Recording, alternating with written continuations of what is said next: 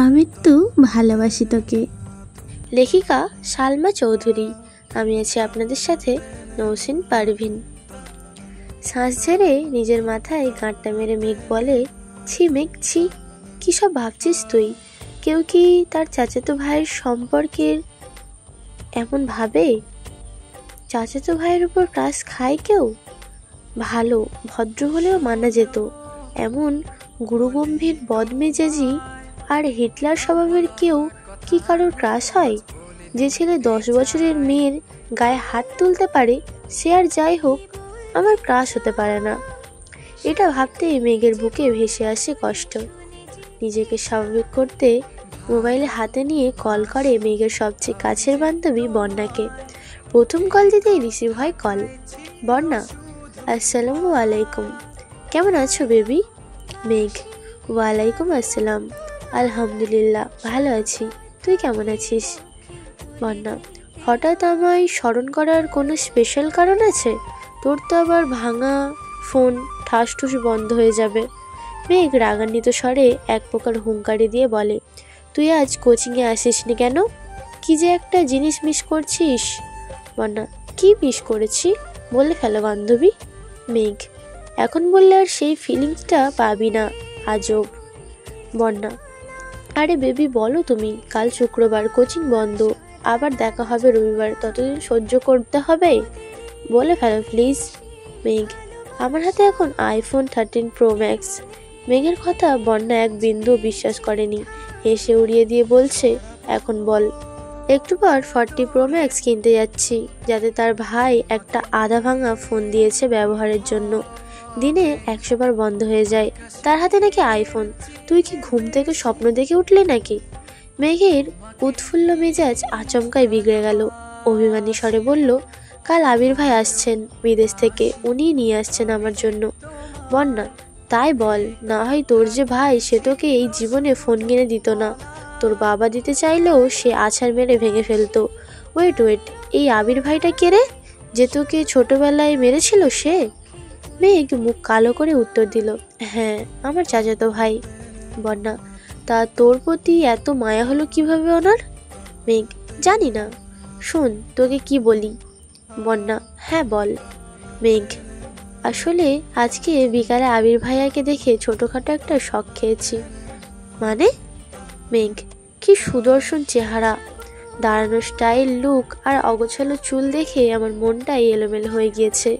আমি মনে হয় ওনার উপর ক্রাশ খেয়েছি। মুখ ফুলিয়ে শ্বাস ছেড়ে একটু ধাতস্থ হয়ে গুরুগম্ভীর স্বরে বন্যা বলল, তোর মাথা ঠিক আছে মেঘ? এই তুই এত বছর যাবৎ বলছিলিস এই মানুষটা তোর শৈশব নষ্ট করে দিয়েছে, আজ কৈশোরে পা দিতেই এই মানুষটার উপর ক্রাশ খেয়ে ফেলছিস? মানুষ রং বদলায়, কারণে অকারণে বদলাই, কথাটা এতদিন শুনেছি, কিন্তু আজ তোকে দেখে মনে হচ্ছে এই কথাটা 100% সত্যি। না হয় যাকে এত বছর শত্রু ভেবে এসেছিস, আজকের তার কথা অবলীলায় বলে যাচ্ছিস। বাহ মেঘ বাহ। মেঘের নীরবতা বুঝতে পেরে বন্যা আবার বলা শুরু করলো, এসব কোনো বিষয় না বেবি, হঠাৎ করে দেখেছিস তো তাই আহামরি সুদর্শন লেগেছিল, বিষয়টা মাথা থেকে ঝেড়ে ফেল, দেখবি সব ঠিক হয়ে গিয়েছে। আমরা না দুজনকে কথা দিয়েছিলাম, একজন বিপক্ষে গেলে আর একজন সামলাবো, ভুলে গেলি? স্পষ্ট বোঝা গেল মেঘের বদলে যাওয়ার অভিব্যক্তি। সহসা নিজেকে সামলে আচমকায় প্রশ্ন করে বসলো, আমি কি দেখতে সুন্দর না? আমি কি কারোর ক্রাশ হওয়ার যোগ্য না? মেঘের আকস্মিক প্রশ্নে বন্যা কিছুটা হতভম্ব হলো, এরপর কয়েক মিনিট শুধু হেসেই গেল। স্বাভাবিক স্বরে বলল, অবশ্যই তুই সুন্দর, ক্রাশ খাওয়ারও যোগ্য, কিন্তু তুই ছেলেদের ক্রাশ হতে পারবি কিনা তা সন্দেহ আছে। হতে পারিস রাস্তাঘাটের, গাছপালা, রংচটা দেয়ালের, গরু ছাগলেরও হতে পারিস। রাগে ফুঁসতে ফুঁসতে কল কেটে দিয়েছে মেঘ, আর ভাবছে আজকাল সান্ত্বনা নিতে চাইলেও মানুষ মজা নেয়। যদিও বন্যার হাসির কারণটা খুবই স্বাভাবিক। মেঘকে বরাবরই চোখে রেখেছে তানভীর সহ বাড়ির সকলে। 6 থেকে 10 পর্যন্ত পড়েছে গার্লস স্কুলে, তারপর গার্লস কলেজ। আহারে জীবন ধুধু মরুভূমির মতো, কোথাও কেউ নেই। স্কুল কলেজের সামনেই বাসার গাড়ি থাকতো, বাসা টু স্কুল, স্কুল টু বাসা। কোনো ছেলে না দেখলে ক্রাশ কিভাবে খাবে? বোধশক্তি হওয়ার পর মেঘ মনে হয় 2 থেকে 3টা বিয়ে খেয়েছে কাজিনদের, যাতে বলে নামের বিয়ে খাওয়া। তানভীরের ভয়ে বিয়ে বাড়ির এক কোণে বসে থাকতো মেঘ। ভাইয়ের কড়া শাসন ছিল, ঘর থেকে বের হতে পারবি না, বরযাত্রী আসলে তো আরও না। ঘরের ভিতরেই তার জন্য খাবার পাঠানো হতো। তানভীর নিজেই বোনকে খাওয়াতে ইচ্ছা মতো। তারপর বিয়ে শেষ হলে মা বোনকে নিয়ে চলে আসতো। গায়ে হলুদে নাচা, গান গাওয়া, এমনকি মেহেন্দিও দিতে পারেনি কখনো।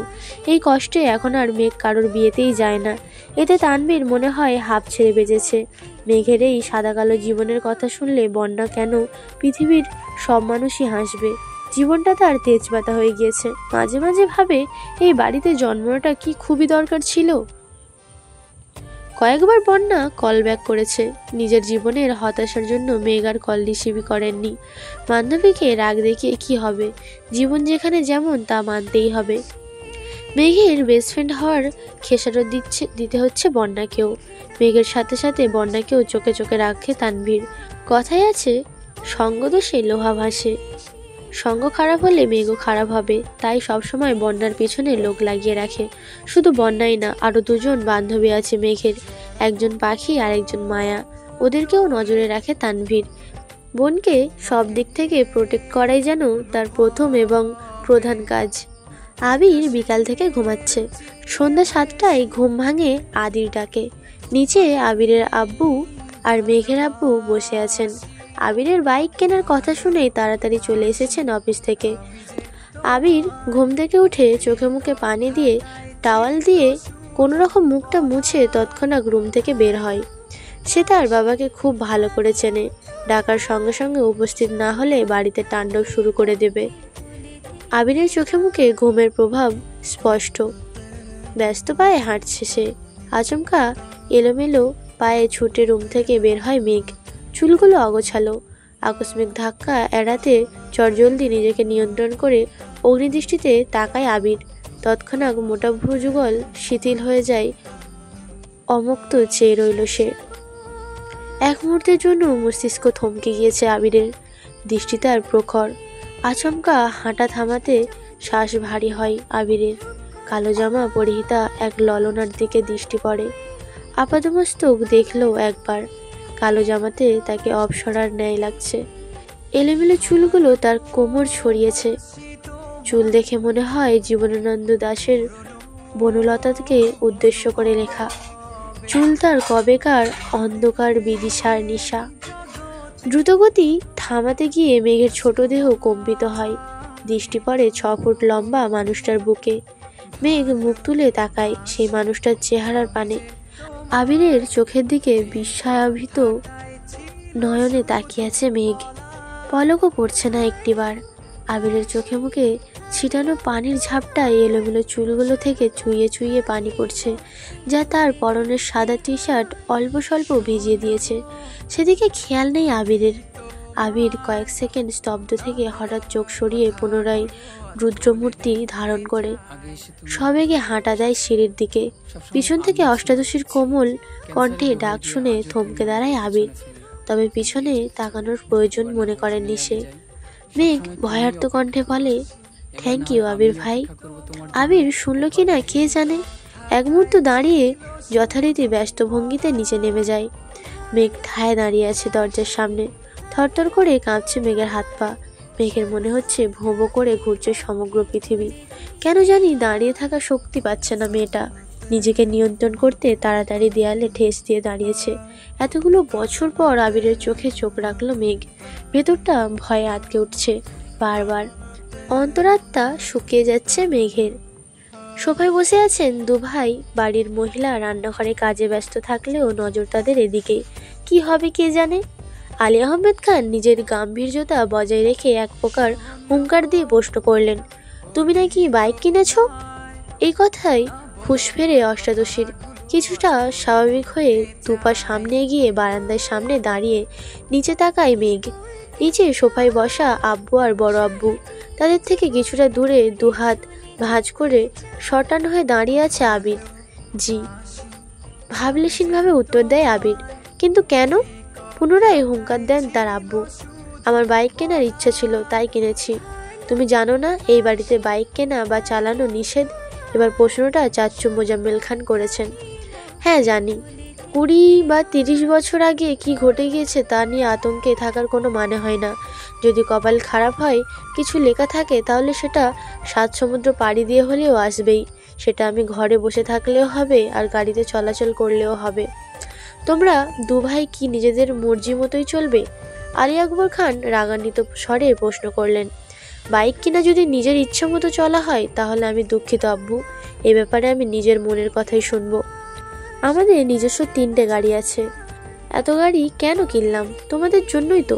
মোজাম্মেল খান কোমল স্বরে বললেন। গাড়িতে চলাচল আপনাদের ইচ্ছা, তাই আপনারা গাড়ি কিনেছেন। আমার গাড়িতে চলাচল করতে ভালো লাগে না, তাই আমি বাইক কিনেছি। এটা নিয়ে এত কথা বাড়ানোর কি আছে চাচ্চু? তোমাদের বাইক সম্পর্কিত জেরা শেষ হলে আমার তোমাদেরকে একটা গুরুত্বপূর্ণ কথা বলার আছে। আবির আব্বুর দিকে তাকিয়ে কথাগুলো বলল। এতক্ষণ বাড়ির মহিলারা রান্নাঘরে থাকলেও এবার আর থাকতে পারলেন না। এক ছুটে সবাই ড্রয়িং রুমে চলে এসেছেন। মেঘ তীক্ষ্ণ দৃষ্টিতে তাকিয়ে আছে আবিরের দিকে। এই বাড়িতে এত বছরে কাউকে গলা উঁচু করে মুখের উপর কথা বলতে শোনেনি সে। তানভীর ভাইয়া যত মেজাজ দেখিয়েছে সব মেঘের উপর। বড় আব্বু বা নিজের আব্বুর মুখের ওপর কথা বলার সাহস হয়নি তার। আবির ভাই 2-3 দিন হলো এসেছে, আজই বাবার মুখের উপর নিজের মর্জি শোনাচ্ছে। এখন মেঘের মনে হচ্ছে উনি হিটলারের থেকেও বড় মাপের কিছু।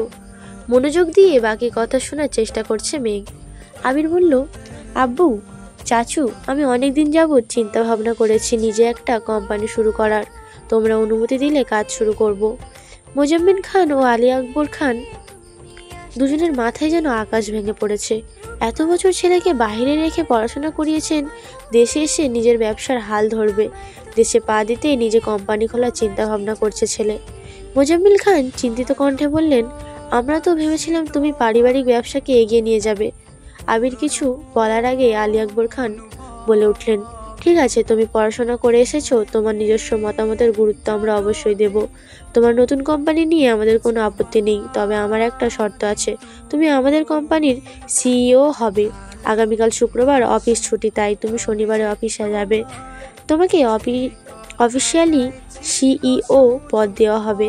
তারপর তুমি আমাদের অফিস সামলে যদি নতুন কোম্পানি শুরু করে প্রতিষ্ঠিত হতে পারো, তাতে আমাদের কোনো আপত্তি নেই। বেস্ট অফ লাকস মাই বয়। আবির যেন আগে থেকেই জানতো এরকম কিছু হবে, তাই তার মধ্যে কোনো পরিবর্তন দেখা গেল না। এতটুকু বলে সোফা থেকে উঠে রুমের দিকে হাঁটা শুরু করলেন আবিরের আব্বু। কয়েক কদম এগিয়ে আবার দাঁড়িয়ে আবিরের দিকে তাকিয়ে রুদ্ধকণ্ঠে বললেন, আমরা কোম্পানি সামলানোর জন্য সারা জীবন থাকবো না, তোমাদেরকেই দায়িত্ব নিতে হবে। তুমি না পারলে তোমার প্রাণপ্রিয় ভাই তানবীরকে বলো রাজনীতি ছেড়ে ব্যবসায় আসতে। তারপর তুমি তোমার মতো নিজের কোম্পানি খুলতে থাকো। আবির চোয়াল শক্ত করে বাবার দিকে তাকিয়ে বলে উঠল, তানবীর রাজনীতিই করবে, ওর মাথায় ব্যবসা ঢোকানোর কোনো দরকার নেই। শনিবারের অফিসে আসবো আমি একাই সব কিছু সামলাতে পারবো। তোমরা দয়া করে তানবীরকে মুক্তি দাও, নিজের মতো করে রাজনীতিটা করতে দাও ওকে। তোমার শর্ত যেমন আমি মেনে নিয়েছি, তোমাদেরকেও আমার একটা শর্ত মানতে হবে। সেটা হলো, আমি আমার মন মতো কাজ করব। আমার যখন যেখানে প্রয়োজন হবে নিজের কাজ গুছিয়ে আমি চলে যাব। তখন আমাকে কোনো প্রকার বাধা দিতে পারবে না কেউ। দরকার হলে 2 অফিসের কাজ শেষ করে আমি রাত 12টায় বা 2টায় বাসায় ফিরবো। এমনকি নাও ফিরতে পারি, এতে তোমাদের যেন মাথা ব্যথা না হয়। একদমে কথাগুলো বলে কোনো দিকে না তাকিয়ে দ্রুত পায়ে বাসা থেকে বেরিয়ে যায় আবির। আলী আহমেদ খান কয়েক মুহূর্ত দাঁড়িয়ে কোনো কথা না বলে রুমের দিকে হাঁটা দেন। পিনপত নীরবতা বাড়িতে। সোফায় বসে আছেন মোজাম্মেল খান। কাছেই 3 যা একজন আরেকজনের দিকে তাকাচ্ছেন বারবার। তাদের আবিরের প্রতি পূর্ণ বিশ্বাস আছে, কিন্তু সমস্যা হচ্ছে বাহিরের দুনিয়া সামলাতে গিয়ে নিজের প্রতি না যত্নহীন হয়ে পড়ে ছেলেটা। এটাই তাদের চিন্তার বিষয়। নিচে উপস্থিত মানুষগুলোর মধ্যে চিন্তার ছাপ দেখা গেলে উপরে দাঁড়িয়ে এক প্রকার বিনোদন উপভোগ করছিল মেঘ। যেই বড় আব্বুর কথার উপর কারোর কথা চলে না, আজ ওনার সাথে টক্কর দেওয়ার মানুষ এসেছে। বাবা ছেলে কি শর্তটাই না দিচ্ছে, যেমন বাবা তেমন ছেলে, এসব ভেবেই হাসি পাচ্ছে মেঘের। হঠাৎ করে হাসিটা গায়েব হয়ে মুখটা ভারী হয়ে গেল মেয়েটার, আর ফিসফিসিয়ে বলতে শুরু করলো, নিজে তো হিটলার, সাথে আমার ভাইটাকেও বড় গুন্ডা বানাতে কি সুন্দর উৎসাহ দিচ্ছে। এত বছর ভাইয়ের জ্বালাই জীবন তেজপাতা, এখন আবার আবির্ভাব হলো। কপালটাই খারাপ আমার, এখন নিচে যাওয়ার পরিস্থিতি নেই। তাই বিড়বিড় করতে করতে রুমে ঢুকতে যাবে, হঠাৎ চোখ পড়ে আবির ভাইয়ার রুমের দিকে। একরাশ হতাশা নিয়ে রুমে ঢুকে যায় মেঘ। বাবা মাকে ছেড়ে আলাদা রুমে থাকলে খুব স্বাধীনতা পাবে মেঘ ভেবে নিচতলা থেকে উপরতলায় চলে এসেছিল মেঘ। আবির ভাই বিদেশ যাওয়াতে কোনো চিন্তাই ছিল না, কিন্তু মেঘ আসার 15 দিনের মাথায় তানবীরও মেঘের পাশের রুমে চলে আসে জিনিসপত্র নিয়ে। সিঁড়ি দিয়ে সোজা উঠতেই তানবীরের রুম। বোনকে পাহারা দিতেই মূলত এই রুমে আসা। তানবীর যতক্ষণ রুমে থাকে ততক্ষণ নিজের রুমের দরজাটা খুলে রাখে। মেঘ সিঁড়ি দিয়ে দৌড়ে উঠতে গেলেও ভাইয়ের কথা ভেবে আস্তে ধীরে ওঠানামা করে। বর্তমানে মেঘের অবস্থা নাজেহাল, কারণ তার এক পাশে আবির ভাই আর এক পাশে তানবীর ভাইয়ের পরের রুমটা মিমের জন্য ঠিকঠাক করা হচ্ছে। কিছুদিন পর থেকে মিম উপরে থাকবে, কিন্তু তাতে কি ভাইয়ের ঘর ডিঙিয়ে মিমের রুম পর্যন্ত যেতে পারবে কিনা সন্দেহ আছে। রাত 10টার উপরে বাজে। সবাই খাওয়া দাওয়া শেষ করে যায়, যে যার রুমে চলে গিয়েছে। আবির এখনো বাড়ি ফিরেনি। মালিয়া খান সোফায় বসে অপেক্ষা করছেন ছেলের জন্য। 10 থেকে 15 মিনিট পর বাড়িতে ঢুকলেন তানভীর। মাকে বসে থাকতে দেখে কিছুটা রাগান্বিত হলো ছেলে। আম্মু, তুমি আমার জন্য এভাবে রাত জেগে বসে থেকো না প্লিজ, আমি নিজের মতো করে খেয়ে নেব। তোর বউ আসলে আমি আর অপেক্ষা করব না তোর জন্য, সহসা উত্তর দিলেন মালিহা খান। বড় আম্মুর কথা শুনে সশব্দে হেসে উঠলেন তানভীর। আবির ঘাড় ঘুরিয়ে তাকায় তানভীরের দিকে, সঙ্গে সঙ্গে তানভীর হাসি থামিয়ে ফেলে। নিঃশব্দে হাসছে সে। তানভীর বরাবরই ভীতু প্রকৃতির। বাহিরে যতই শক্তপোক্ত থাকুক না কেন, বাবা চাচা আর ভাইয়ের সামনে সে যেন ভেজা বিড়াল। এতদিন যত কাজই থাকতো, ছেলেটা 8 থেকে 9টার মধ্যে বাড়ি এসে সবার সাথে খেতে বসতো। কিন্তু আবির ফেরাতে টাইম শিডিউলে কিছুটা পরিবর্তন হয়েছে ছেলেটার। এই পর্যন্তই ছিল আমি তো ভালোবাসি তোকে পর্ব 4। পরবর্তী পর্বগুলো শোনার জন্য চ্যানেলেই চোখ রাখুন। সবাই ভালো থাকবেন, সুস্থ থাকবেন।